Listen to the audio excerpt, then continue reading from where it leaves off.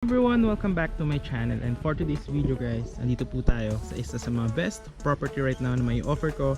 Actually, dito na po yung magiging entrance natin. This is a pre-selling gated community. And yan na po yung road going to Tagaytay. Actually, meron na dyong karatula going to Tagaytay. Then, malapit lang din siya sa highway, around 3 to 4 minutes. So, accessible siya. Concrete road po yan, barangay road. So, nagmotor tayo, pwede rin tayo magsasakyan. Very accessible. And then, at the end of this video, I will show you kung gaano siya ka-accessible. I will be driving from the highway going to this property. Ayan. Then I will also show you the drone shot of this property. So you will see it habang naglalakad tayo dito. So papasyal ko kayo dyan. So please watch the drone shot first. So 3, 2, 1. Here's that aerial shot.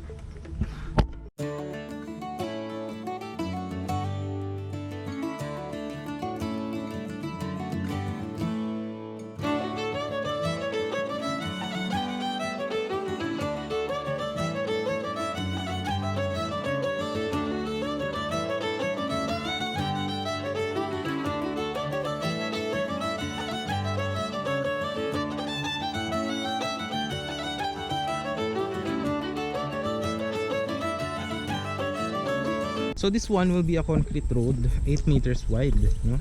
So punta tayo dun sa may property natin. Diyan, no? Ayan. So ito yung magagawan dyan ng mga perimeter fence, yan, sa property natin. Then ayan, no? Ito siya guys, so undergoing construction siya. So upon full construction ito is tiny house design po siya. And there will be parks and playground and lines for water and electricity. And tapos there will also be guardhouse right here. Then pasyal ko kayo sa mga, actually meron ditong view na yung Tagaytay Palace in the Sky. So kita dito. And here kapag mga 5-6 PM is naghahamog po dito. Right now is 12:45. 12:45. And hindi naman siya mainit. Hindi siya masakit sa balat. It's a perfect retirement house, I guess, or retirement lot, no?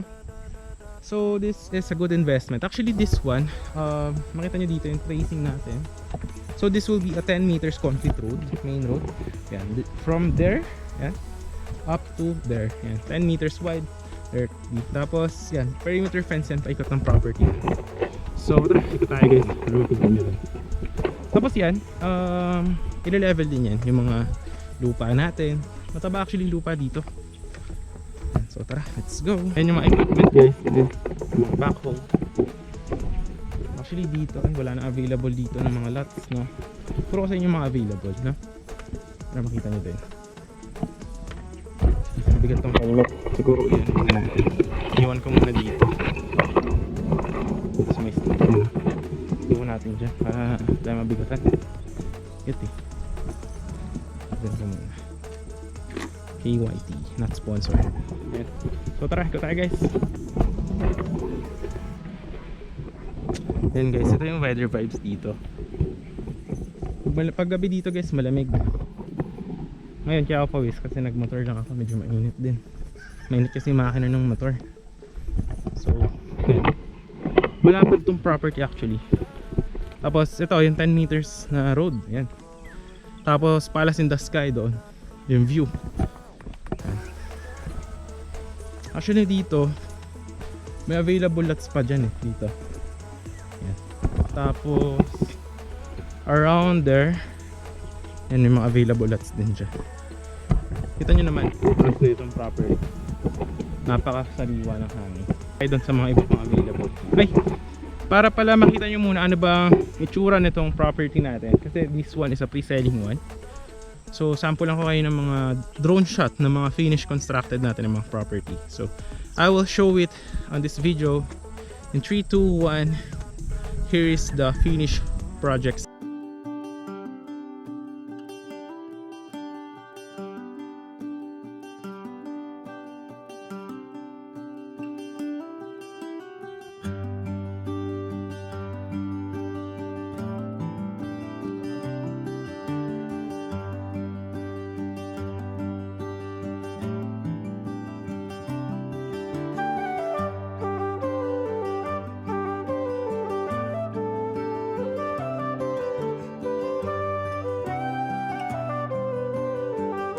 Nyo naman kung gaano kaganda yung ating mga finished constructed na mga property.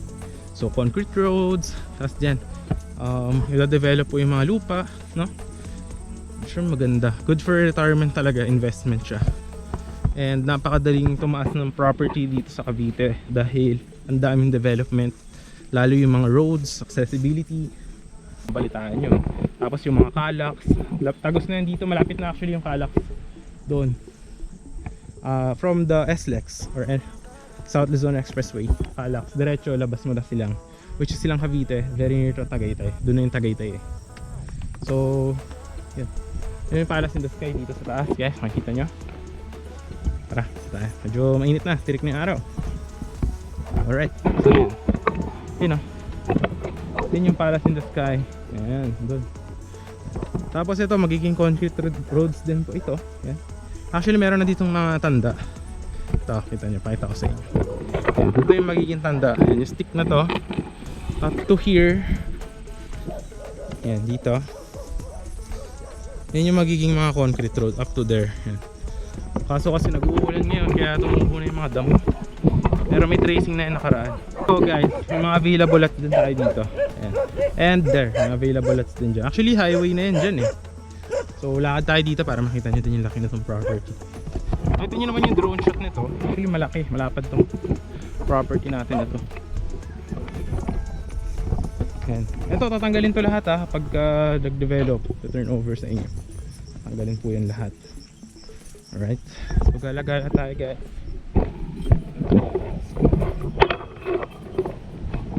Dito banda yung magiging parks and playground. Banda dyan po yan, doon sa may puno na yan. Here may available. So traffic tayo dito guys. Let's go. Ito may available din dito. Dito corner lot tayo dito. Kaso laki na ng damo kasi nga anuhan yung mga ulan. So ang taba kasi na lupa dito kaya mabilis siyang tumaas. Mga ano natin. Tara, lakad-lakad tayo dito guys.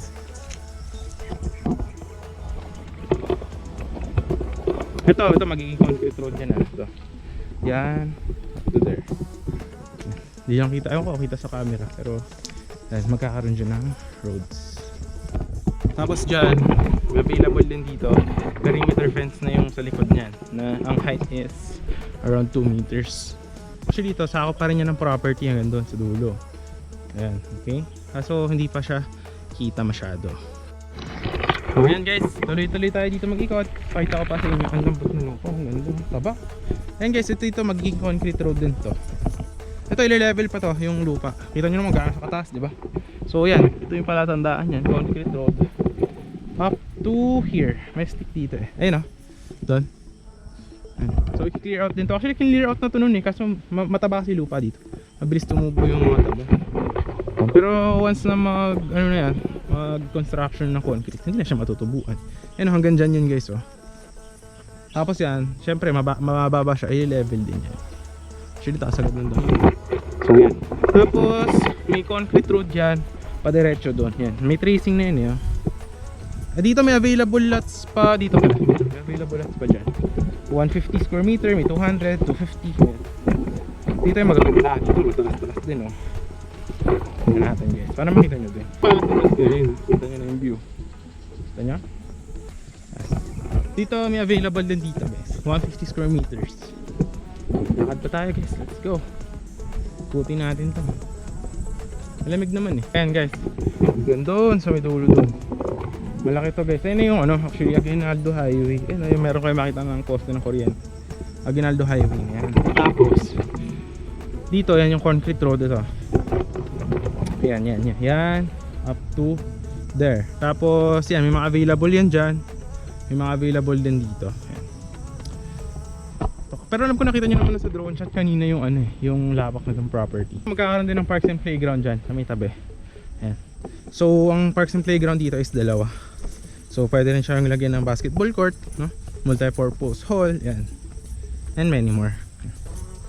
So gala-gala tayo dito guys hanggang sa dulo. Alright, ikot tayo. Ito kasama rin, actually may meron din mga available dito. And here, yan, meron din available. Kaso ano pa siya, Pre-selling pa kasi kaya lupa pala. Ang nagustuhan niyo yung ating property tour for today. Actually maganda, isa to sa mga advisable. Actually very near ka Tagaytay and accessible if you are from Manila kasi nga malapit na yung Calax dito, which is from the expressway to SLEX to Calax. Tapos to silang labas mo na dito Aguinaldo Highway. So napakalapit lang for retirement lot. Tapos yung mga establishments dito, mga mall, malapit din. Tapos may mga school, palengke, Tagaytay, lapit na. Swimming, marami ring mga resort na malapit, no? Tapos yun. Kung nagustuhan nyo guys, huwag nyo na makalimutan i-like yung ating video. Syempre, huwag mo kalimutan i-share to other people. And syempre, subscribe mo ating channel para sa mga next upcoming videos natin is always updated ka. Siguro guys, panoorin nyo naman ngayon yung ating motorcycle ride from the highway up to this property. Napakalapit sa Tagaytay. Actually ito Aguinaldo Highway. Ayan guys, is around 5 to 10 minutes Tagaytay na. So dito lang guys yung property. So pakita ko sa inyo. Around 3 minutes, no? Nandito na tayo sa property. Ayan. So very accessible and napakaganda ng location. Actually napaka-presko. So this is a pre-selling property po. So 1 PM right now, but kita nyo naman kung gaano kalamig. Alright, so yan guys. Dito tayo guys, kakaliwa tayo dito sa papunta sa property. But actually ito, ayan o, nakalagay dyan Tagaytay City, pagkakanan. So around, napakalapit actually sa Tagaytay. So dito lang siya guys, mga 2 minutes. Doon na tayo.